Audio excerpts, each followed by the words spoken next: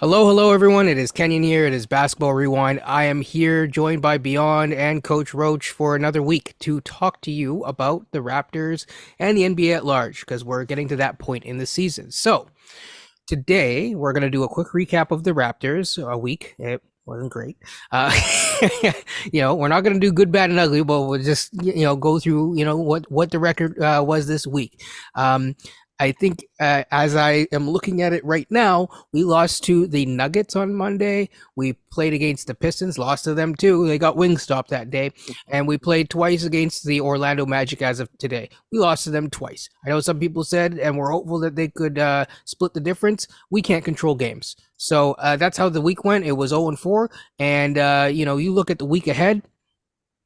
Let's see, we have the Kings, Thunder, and the Wizards.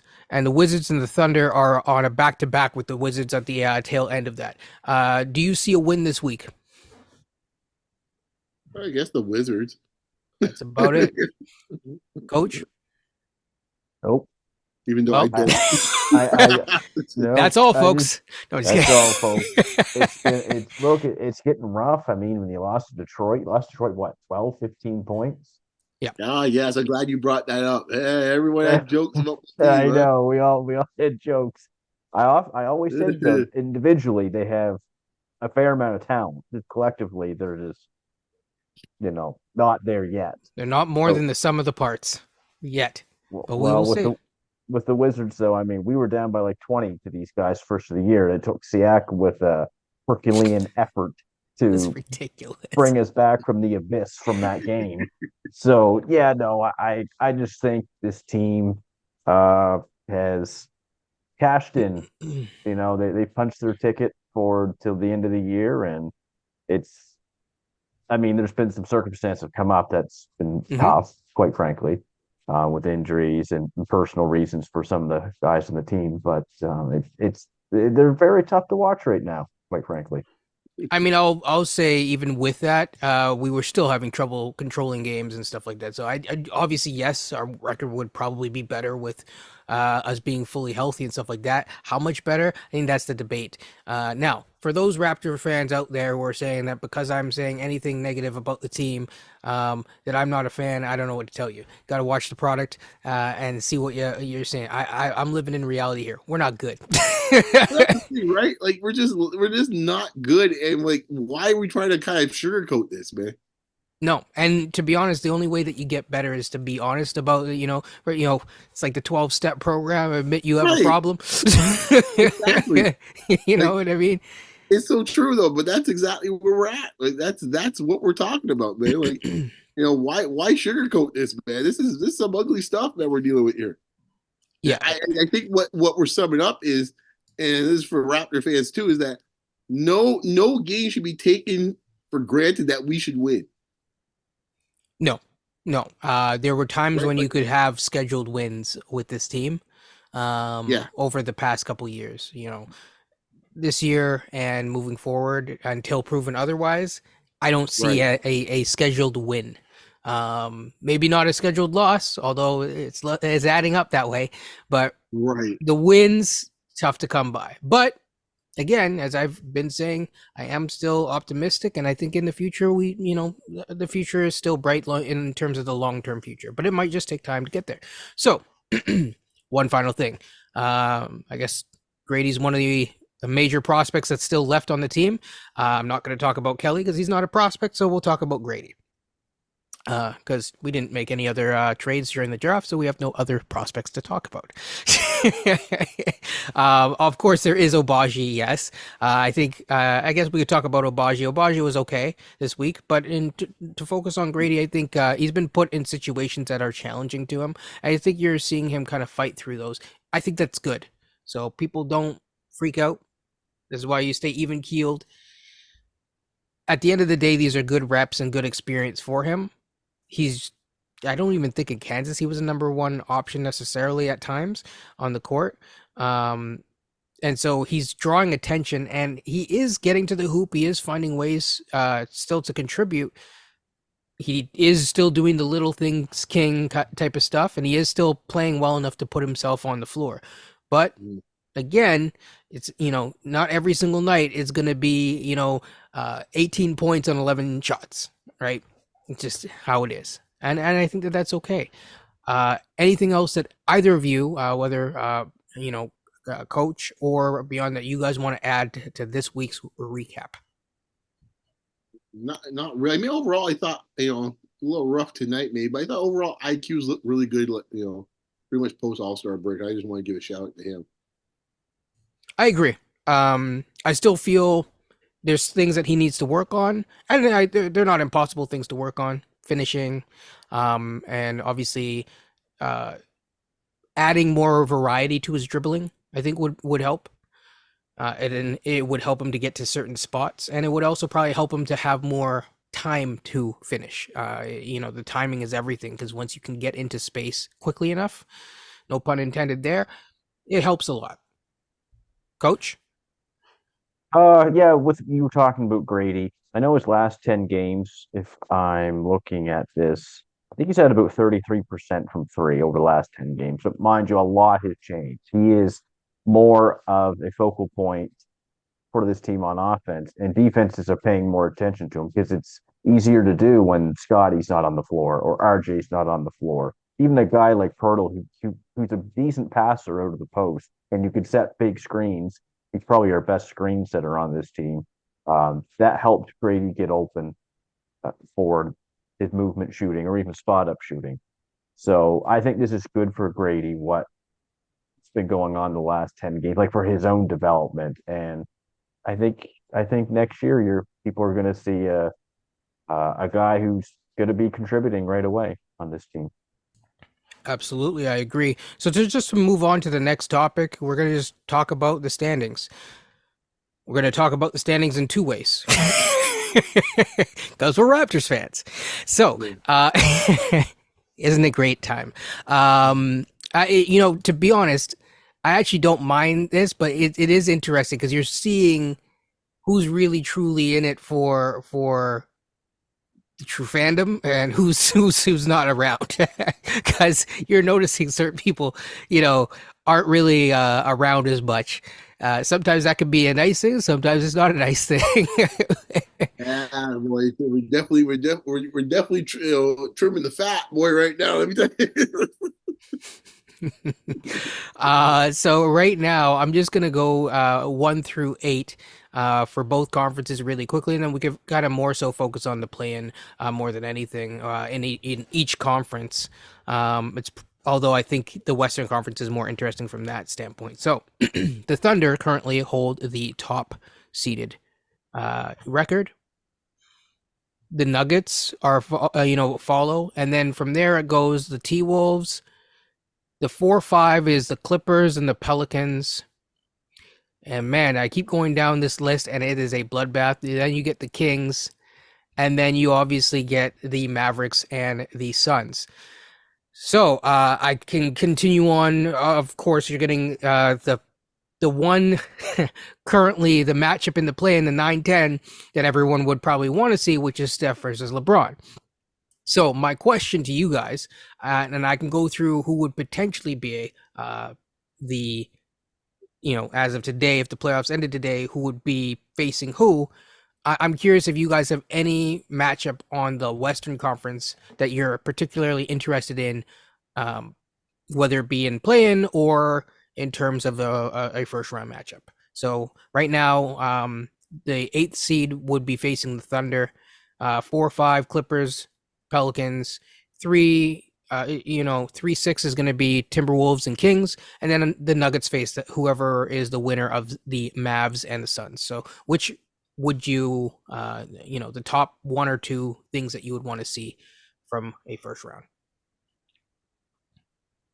Honestly, I think if you're in the West, I think you want to be the 3 seed. I think you don't want to be the 1 or 2 seed in the West because, as you saw, some of the teams are in that play-in right now. I think you would be advised to kind of keep, like in some ways, you're almost better off doing that because the 6th seed now is probably what, the Pelicans. 6th seed is going to be the Kings, so that's against the Kings and the Timberwolves, right? Which is an interesting matchup, right? So if I'm the Timberwolves, I'm sitting pretty. I'm sitting there going like, I want that deal because Cat will probably be back by then. I'm like, yo, I'll take that any day of the week. And then instead of me playing any of like Dallas, Phoenix, Lakers, Warriors, I don't want any part of that. If you're the one or the two seed. So to me right now, in some ways, real estate wise, 3 is the spot you want to be in. Right. And coach? Yeah. I think if you are the Lakers, Golden State, Phoenix, and I'll even say Dallas at this point, I think you want to play Oklahoma City first round of the playoffs. You want to play Denver, not first round of the playoffs. I just wonder about as great as Oklahoma City has been this year. We all know it gets more physical, and length and size will matter in the playoffs. Oklahoma's got Chet, but the Lakers got Anthony Davis. They can throw out there. Golden State has their experience, like a Draymond, like Golden State playing Oklahoma City, all their experience in the playoffs. It wouldn't shock me if Golden State upset them, quite frankly. Same thing with Phoenix. If they can throw, big Nurkic, Bull, Eubanks, like they get some bigs they can throw at Oklahoma City. Plus, you just get the experience of Kevin Durant and Booker and Beal. Now they're healthy, more so Beal. I think if you're one of those play-in teams per se, and you're looking up at Oklahoma City, that's your best chance because you don't want Denver to get number one because you're out. I actually think Denver will overtake Oklahoma City by the end of the year, just the way that they're trending up. But if I'm one of those teams and I'm looking up, I'm saying, oh, Oklahoma City, I'm fighting for that 8 seed to get in. That would be your best chance.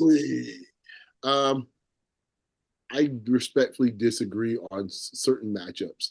Mm-hmm. I don't think, and I'm saying this as a Mavericks fan, I don't know if I would want to play Oklahoma City in a round one. I don't like that matchup one bit. I think overall that means I have to play. I mean, I do have to play a shootout pretty much in every series, but that's a team actually that can actually they actually got a few bazookas in this case here that can deal with us. And I'm like sitting there going like, I'm just saying, who's handling Shea in this series? Please, right? Like, and we don't have what that's their kryptonite. Our front court is not dominant enough to make them feel pressure. So the games are probably gonna be something like 135, 130, but we're gonna lose them, and Shea's gonna have like 40.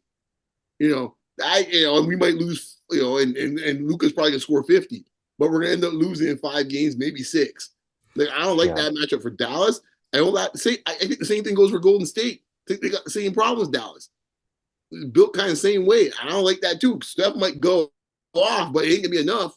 You ain't got enough in the holster. To quote Jay-Z, you need more people. You're looking back there, Steph. You ain't got nobody else out there. Yeah. So let me ask you just quickly: if you're Oklahoma City, who do you not want to play in that first round of those play-in teams? The Lakers. Yeah, I was gonna say Lakers. That's number one for me too. I wouldn't want to deal with LeBron James in the first round and Anthony Davis. Yeah, to me, I'm not saying like LeBron's no slouch. I'm just saying like if Anthony Davis can play at his best, because LeBron's gonna do what LeBron does anyways, right? Yeah. So it's really Anthony Davis. So can Chet handle Anthony Davis? I would suggest not. If AD is playing if AD shows up. We kind of saw this story last year. Yeah. Young team that did really well. They're pumping their chest out. And then they got slapped back down and said, hey, man, get back to remedial. You ain't ready for big prime time yet. Okay. So we watched this story play out. All I'm saying is, like, if I'm OKC, I don't want to read that chapter. We've been down that road before. It's like, nah, man, I don't want any part of it. I talked to Kenya about this yesterday. Everyone can tell me all the things they want about this matchup and that matchup, and I think we've been down this road for 20 years. And if I got LeBron James on one side and the teams are fairly close enough in talent, I'm going to take my chances in this case and say, you know what, I'm going to take that dude. All right. So, like, in my mind, last year, I had them in this case potentially going to Western Conference Finals, just how the bracket was setting up for them. And lo and behold, they were there. And I'm sitting here, besides Denver, there's no other team. If I'm the Lakers, I'm fearing anybody else, really. None of them.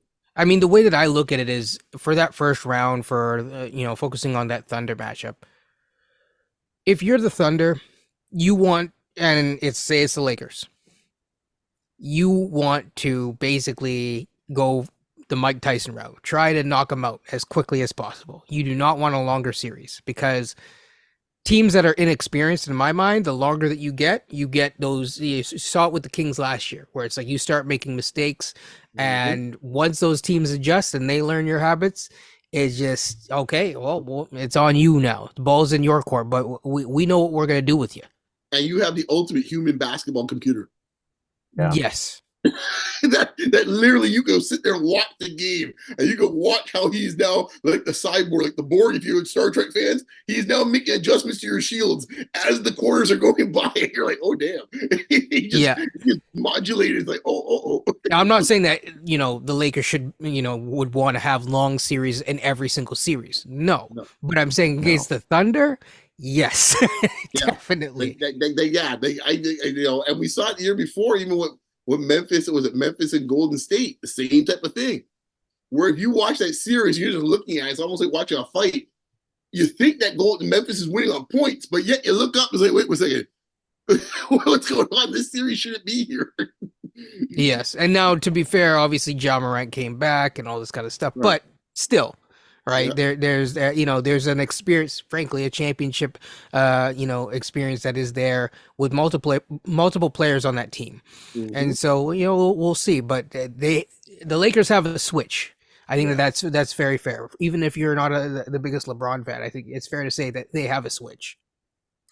Okay, so other than that, yeah, I mean, I'm not really as into. I mean, Well, The Nuggets versus the Suns, in my opinion, would be much more interesting than the Nuggets versus the Mavs. Um, and I say that just because of the firepower that the Suns. Now, I don't believe in the Suns. I'm just saying in terms of entertainment value, seeing yeah. KD, if they can all be healthy, KD and Booker and all that kind of stuff, that might be interesting. At the same time, seeing Luka versus Jokic does have an appeal factor as well. Yeah, like I mean, obviously the game was crazy today. I think in some ways I actually like my chances better as a Mavericks fan playing Denver in some ways than dealing with Oklahoma City. And I think you saw it play out a little bit today. Because if it's a shootout, I feel comfortable going to shootout with Denver. It's like, let's have at it. Yeah. You want to play 125, 120 ball? We can do that. From that standpoint, yes. Let's dip in the water. Let's see what this is about. So I don't mind that so much. And like, yes, they could hammer it in on us with Jokic, but I think it's almost one of these things where you might have games where Jokic gets 40, 20, and 20, or whoever it might be, and they still might end up losing because that is the plan. Have at it. You can score as much as you want, but all the other dudes ain't scoring. Now, do I think in this case, obviously Murray is a different factor in the playoffs, and that is an X factor is hard to actually quantify at this point. How that would look in a series because he's gonna go off as well too. But I think I can maintain everybody else, and they got no one to stop Luka, and I don't think they got anyone to stop Kyrie. Quite honestly, with you. So like, I actually don't mind that matchup as a Mavericks fan a little bit. Not saying I'm out there hunting to go and play the champs, but like I ain't losing any sleep over it. I ain't losing no sleep. But Phoenix to me is a paper tiger. I ain't losing over sleep over Phoenix. Fair There's a point. lot of interesting matchups in the West, though. Like I'm even looking at the Clippers and the Pelicans. Yes. And that's actually not a Yes. bad series to watch. Like you got Valanciunas and Zubac. You get basically the same player. And then you got the Zion and Ingram and Blythe. He's playing, and Paul George. That would be a really interesting series because the Pelicans teams that I've been watching a little bit lately, Ingram Yes. is really playing well, and Zion is healthy. So let me go back to my boxing metaphor in this case. I'm not sure for all you guys the sweet science, right? You see this one play out many times before. You actually see it, and usually see it a lot in individual sports, see it in tennis, boxing, where you have the old grizzled champ knows all the ways around the ring, but then you got the young upstart coming up, and he's got some hands of stone in his hands. All he needs a couple good shots on him, and you sit there watching. It's like, oh no, the old fellow find another way to get out of it. And then all of a sudden you sit there watching around six, like, oh, oh, age all of a sudden. Now all of a sudden you realize, like, oh, he's become very old very fast. And by the eighth round, he's now like a punching dummy. And I can see a scenario like that play out with the Clippers, where it's like, oh, he's like, where it's like, I was about to say it'd be the yeah, inverse of the Thunder exactly. because it's like they would want a series to go a little bit longer because the longer it goes, them young legs, Right. and the Pelicans, when healthy, and fingers crossed this year they are going into it fairly healthy. They have a lot of weapons and they have a lot of versatility that they can put on the court and chess Mhm. pieces that they can kind of make moves on. So the Clippers do as well.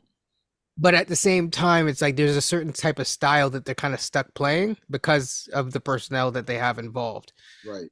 So Well, you when know, you talk about the personnel, right? There's the big fat X factor that we don't know what that piece of personnel is going to do in the playoffs. And we've seen for the last 12 years, we know yes, what that looks like.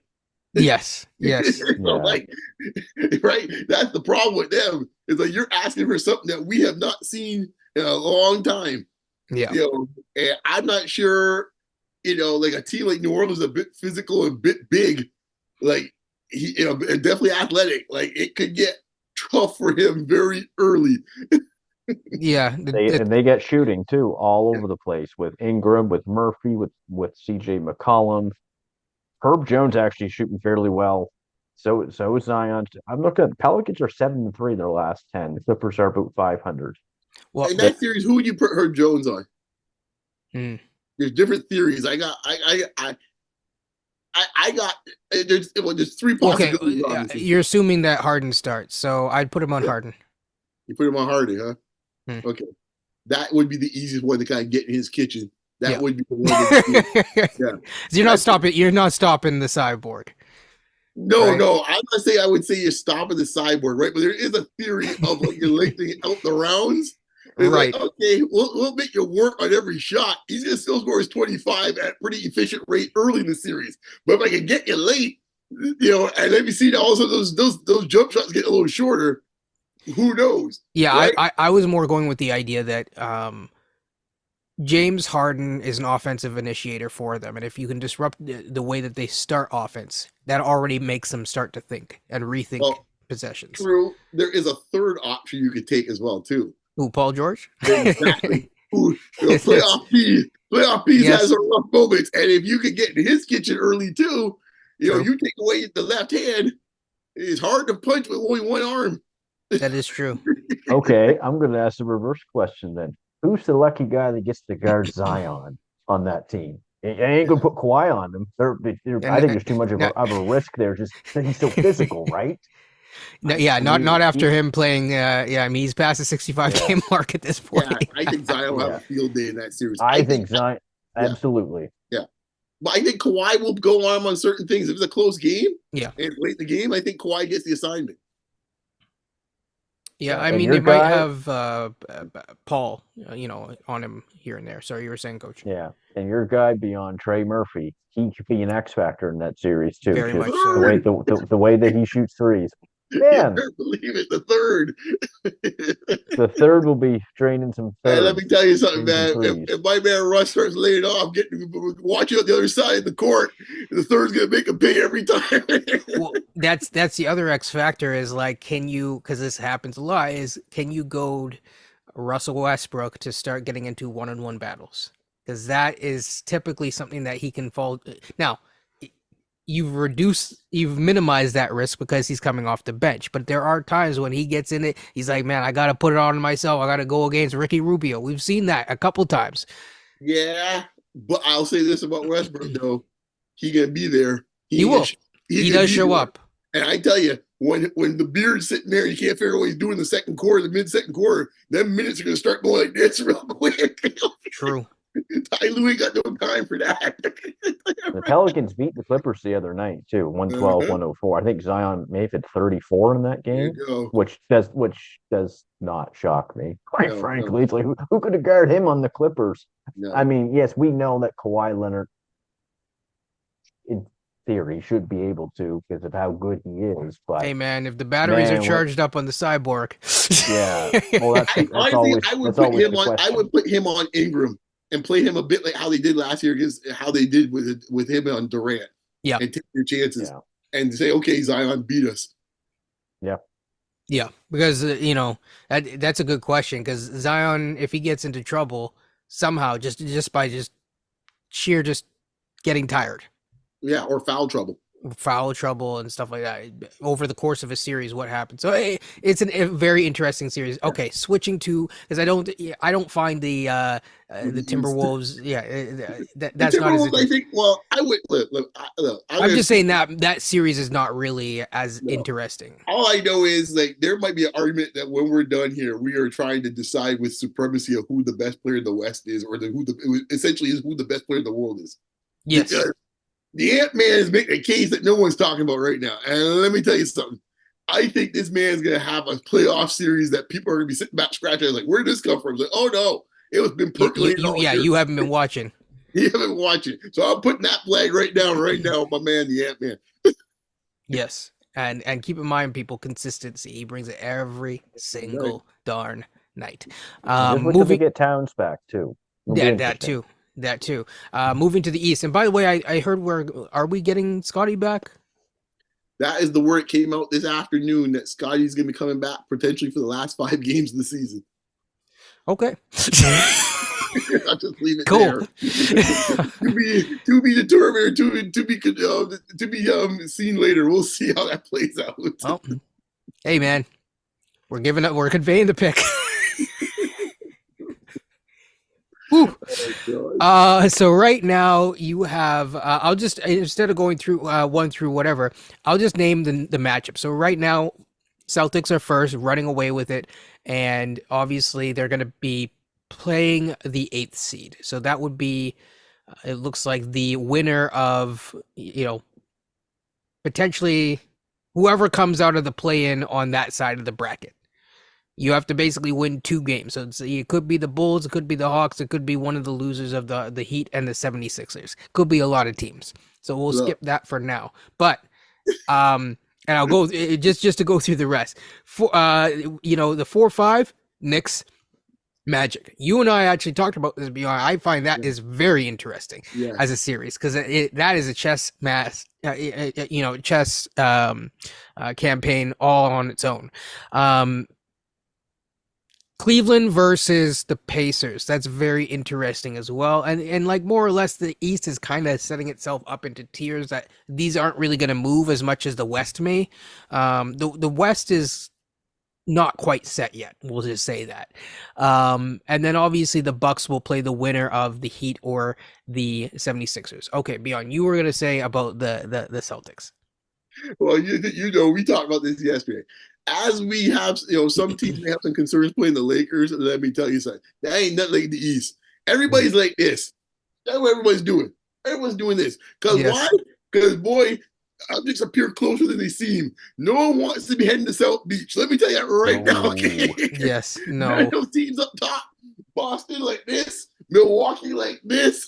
Like I don't think it'll happen. But if the Heat end up losing to because the 7-8 they're not there's too much of a gap to make up for the Bulls. That is the matchup more or less. I mean there's a chance that maybe the Pacers drop down and or but more or less it's let's assume that it's going to be the Heat versus the Sixers. Okay. Because if the Heat bump up, Cavs aren't happy. I'm gonna give you a new analogy, man. For you wrestlers, no one's happy. you wrestling fans in this case appreciate this. When you have the big bad guy, right, and he's all running scared of the face, and then you get a lower end, bad guy or another bad guy in this case for heel to help him out. It's like, please take care of this for me because I don't want to deal with this dude. Yes. This is what we have here. Boston, Milwaukee, Cleveland are begging for someone in that playing game do the to win or to let here's the nice thing for them is that depending on when Embiid comes back, and I don't think that he's coming back in time, and I don't think he should rush it either.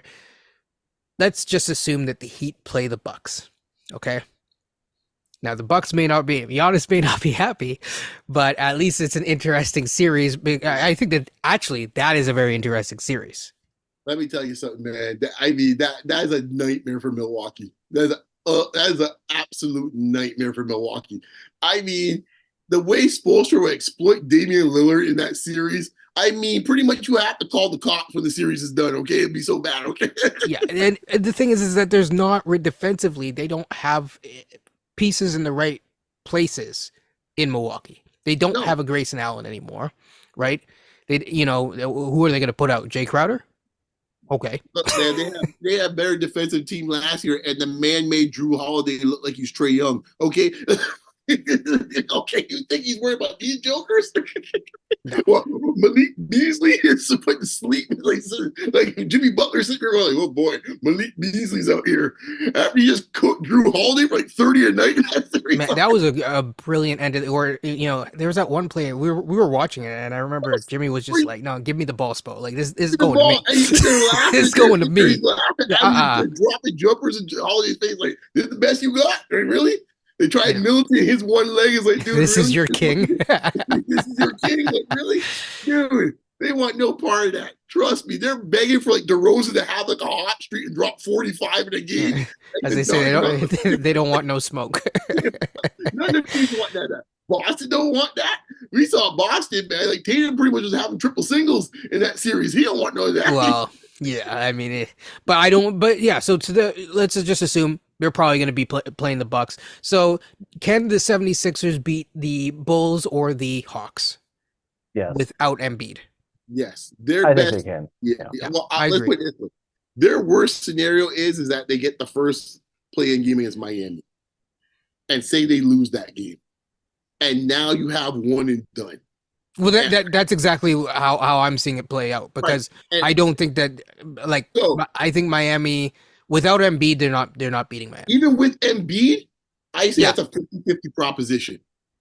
Because I know in this case the psyche of Philadelphia and that market, and you got one and done, and DeRozan or Trey Young. Yeah, I mean Doc's not there.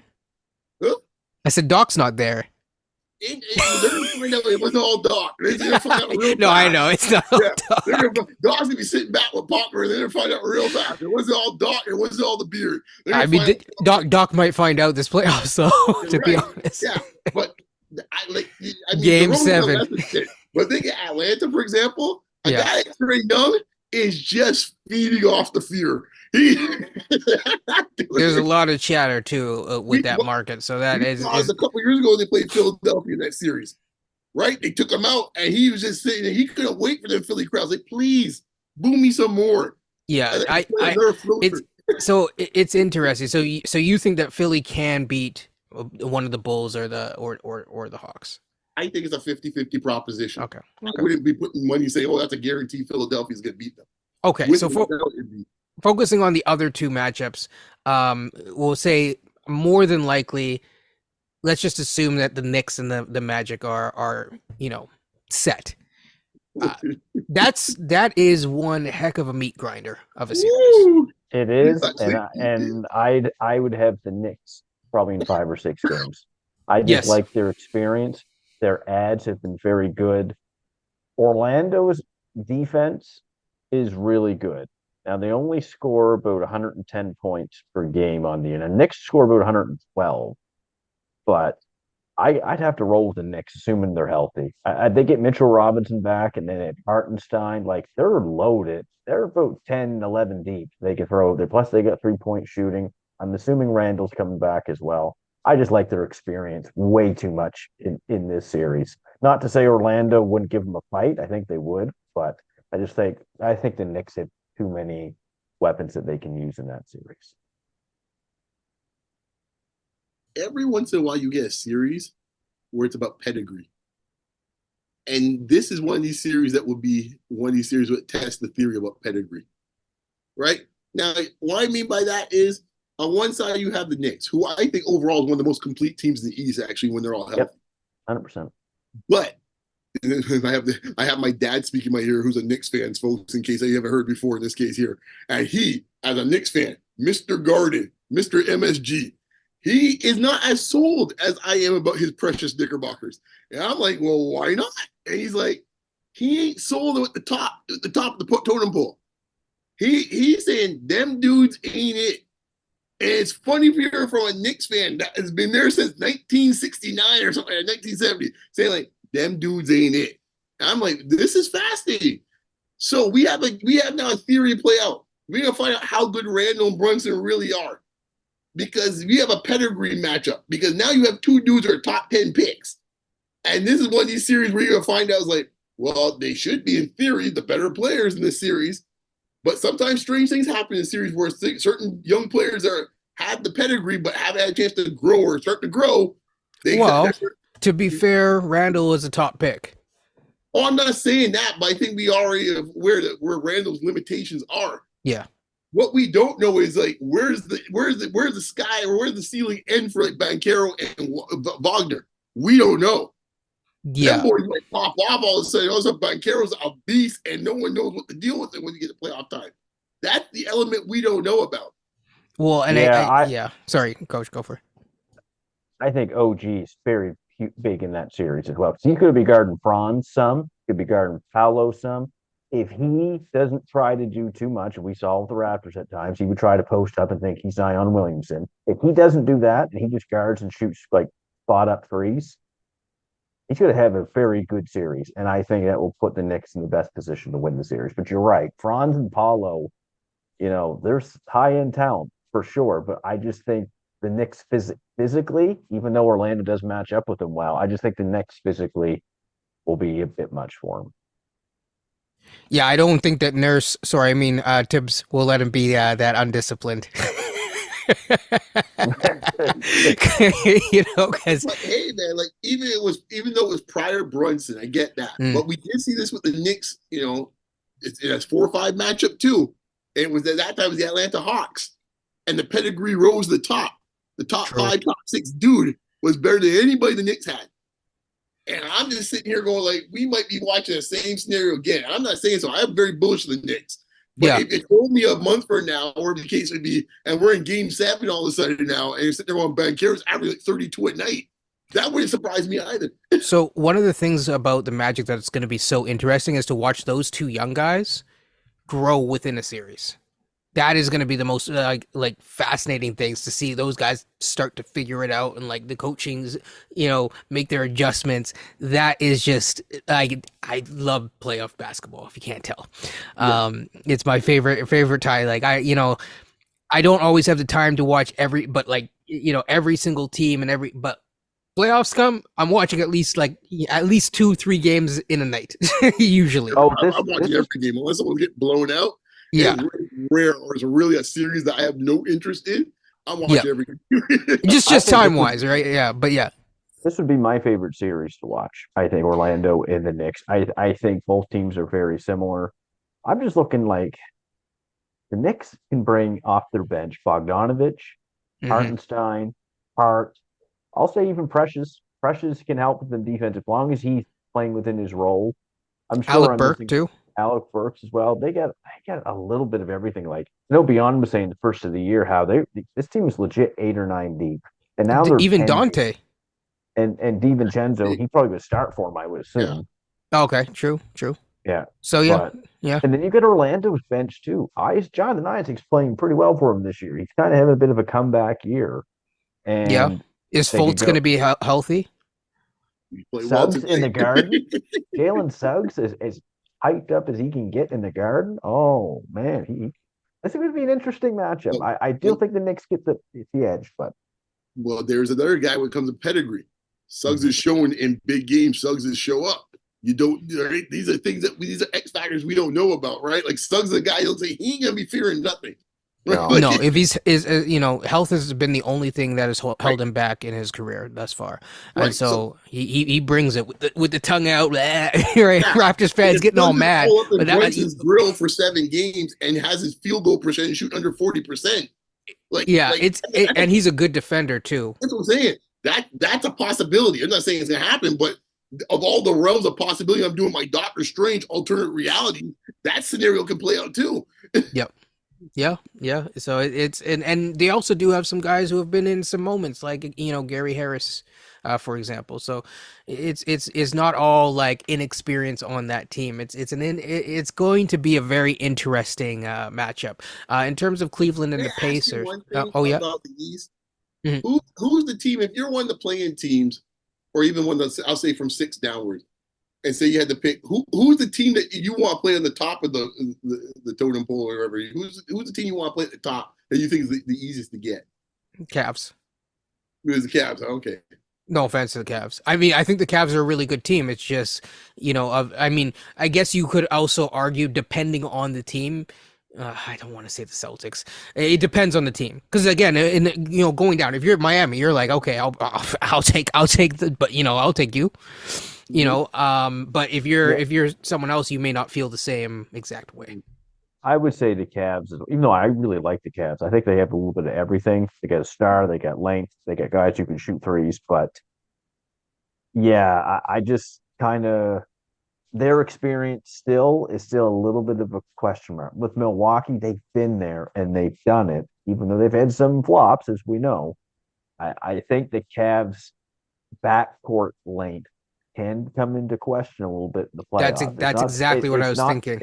yeah, Garland and Mitchell defensively, that's So, that's going to Indiana be Cleveland matchup would be intriguing. Yes, but it depends on health.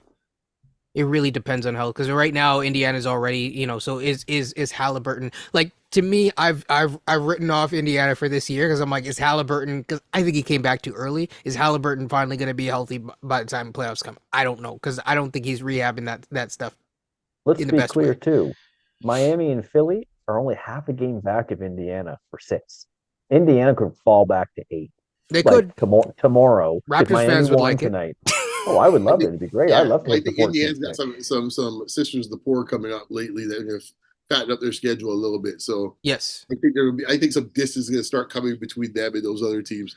Yeah, so I do have Indiana finishing in the top six, but there is a chance. But I think Indiana I just don't think that this is their year. If you're Indiana, again, who would you rather face? You're probably looking to face the Cavs. It's just it comes, it just based number one based on the personnel that they have. Um, I'm They looking at matched the up guy pretty that they well with just traded Milwaukee. for. Sorry. They have matched up well against the Bucks. Well, that is true, Feel the but basketball. Feel the Yeah. yeah. basketball. And they haven't been bad against Boston. There's certain teams they do match up well against. Like Well, and I I think that especially with the Sixers how they are right now, they could beat the Sixers. Like, the oh Sixers are the weak link in that one, yeah. in that 7-8 spot. So, yeah, I mean, the Bucks would be a good matchup for them as well. But again, it comes back down, is Hallie, like, is Hallie healthy? Mm. And I think if Hallie's not healthy, they already lost some key important pieces to their bench. So Like the that's Masters kind of where I hurts a lot. right. Right. Because if you have Matherin coming off your bench, that's a big X factor. Mm. It's a big X But, factor. but they do have a five that can shoot threes, which now that negates those two front courts of Milwaukee and Cleveland. Because one of them dudes got to come out there and play with Turner. I would say more so Cleveland than Milwaukee, because even on both ends of the ball, you can give them a little bit of work. But again, Pacers got to learn how to defend. Yeah, That's yeah, I agree. But in this case, like the two teams they're playing against, they have centers that don't really score. well, So, I'm just thinking, like, if it's Milwaukee, the counters, do they finally, unleash the freak at five? possibly. I think they would. Yeah, I mean, you said about Indiana. I think they're the third worst defensive team in the East. It's only Yeah. Washington and Atlanta, but they're basically the same. But Are you you play going to get far? Are you really going to get through the first round of the playoffs if we get up 121 points? That's what I'm saying. I just don't think that this is their year. They're a good team. I think that they have the pieces, but like it's it, funny though, their defense has gotten a bit better as the season's gone on. it has. It Yeah, has. so like They I lost know Buddy Hield. Of course, that right, helps that's a what I'm saying. Some of the lot. guys that were actually being the bad defensive players are now left. Yes. And I'm sitting myself up when we're like, okay, you play the five, you play Giannis the five, you open yourself up now for a lost Siakam post ups. Yes. So I think that they're an interesting team, is what I'll say. Again, I'm sticking to my not Matherin, but the Halliburton. If Hallie's healthy, it'll help them a lot because I don't think Siakam on his own I don't think is enough to really No, propel no, them no. through any of those two guys. So but if those two guys are healthy, I think that Siakam has proven that at least he can be locked in and he's learned in the playoffs. Raptors fans can say what they want. He's now learned to maintain his production. He may not be able to show that he can go up a level, but few guys can. So You I mean think he can. he's not over the hill yet at 30? Exactly. I don't even think he's 30 yet. He's still 29. So yeah, it's at age 29, he's ready for old folks home. Yeah. So with that being said, I don't think that there's anything else that I wanted to talk about. There was one thing, but I don't know if we have the time. So I'll pose the question, and if we don't have the time, you guys tell me, and we'll that'll be an episode. So the question really comes back down to the inverse of where we're at, which is the tankathon stuff. So it's more of a team construction thing, but I was going through it and I was realizing that once you start re-signing guys, and even before you start re-signing guys, you have to make a decision at some point on JFL. Because he has a not a guaranteed contract, but he's at least locked up, presumably potentially for he at least has a camp deal. You add in at least 2 picks and then you go through the rest of the roster. And before I even get to Nuora or Gary Trent, we're at around 14 spots. I added it up. So, does Nuora get a spot?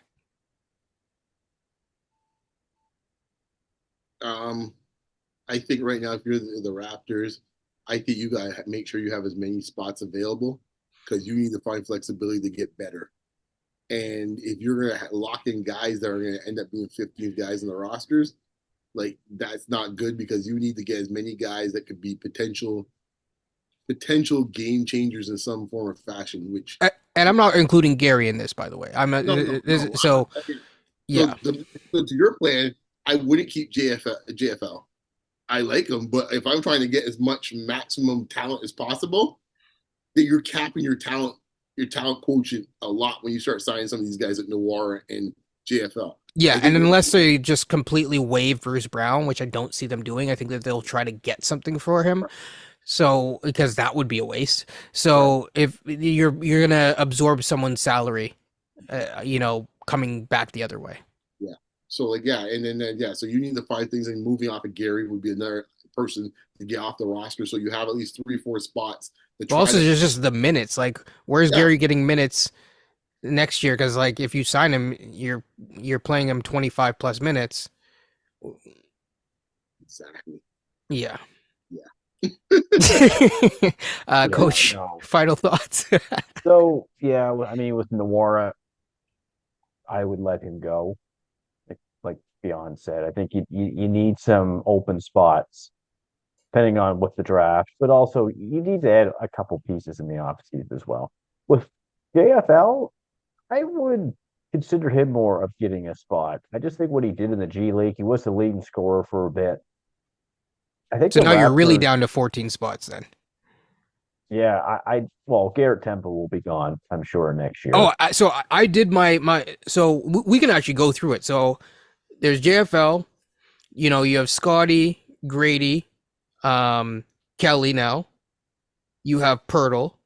You have Boucher, or call it a Boucher spot, right? Mhm. You have a Bruce Brown spot. And when I say spot, people, I mean that if you're trading them, even if you combine them, that's a spot in some way, shape, or form. So let's assume that there's 2 spots there.